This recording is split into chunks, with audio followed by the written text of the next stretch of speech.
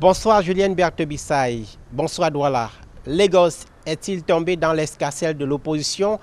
En tout cas, d'après les résultats partiels publiés cet après-midi par la commission électorale, c'est Peter Obi du Parti travailliste qui arrive en tête dans la capitale économique du Nigeria.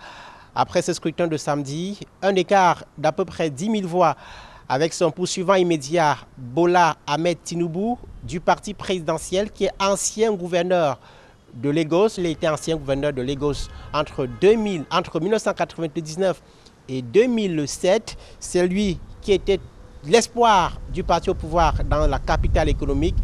Finalement, c'est peut-être l'opposition qui prendra la main ici. En tout cas, d'autres résultats partiels sont également tombés dans le nord, qui est aussi une partie clé dans la conquête du pouvoir au Nigeria. C'est encore l'opposition qui arrive en tête dans un état comme Katsina, c'est l'état d'origine du chef de l'État Sultan Muhammadu Buhari. Là-bas, c'est Abubakar Atiku qui arrive en tête. C'est la 6e candidature pour le porte-flambeau du PDP, leader de l'opposition à cette présidentielle. Il remporte donc le scrutin dans l'état de Katsina, mais également dans l'état de l'Adamawa, dont il est originaire.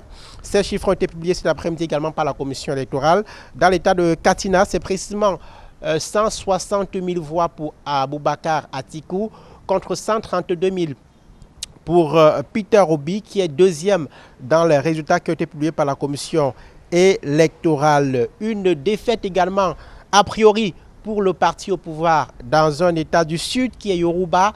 L'ethnie Yoruba, c'est l'ethnie d'origine du candidat du parti au pouvoir, Bola Ahmed Tinubu, à Akwa Ibom. C'est un état du sud du Nigeria.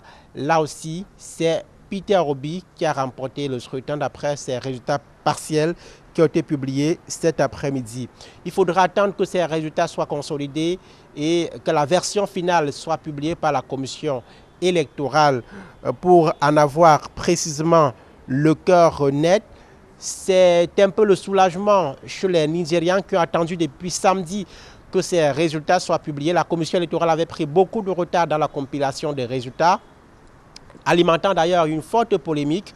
Les candidats de l'opposition estimaient que ces résultats avaient été retenus pour être manipulés. La commission électorale a dû s'excuser, promettant de prendre toutes les mesures pour remonter, y compris à travers des vols commerciaux, les résultats des 36 régions au fur et à mesure qu'ils parviennent à la commission électorale.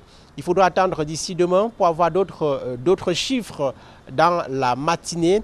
Mais on vous le rappelle, pour remporter l'élection présidentielle au Nigeria, il faut avoir la majorité simple des voix, plus 2/3 des voix dans les 36 États que compte le Nigeria. Et ensuite, il faut également remporter le scrutin dans l'État d'Abuja, qui est la capitale fédérale. Là, on n'a pas encore de données sur les résultats. C'est finalement le soulagement, on vous l'a dit, pour les électeurs au Nigeria qui ont longtemps attendu, malgré la numérisation d'une partie du vote. Ces résultats ont finalement beaucoup traîné avant d'arriver, alimentant une vive controverse. D'Abuja, pour Equinox Télévision, Emmanuel Job, Donald Brice Kamgan.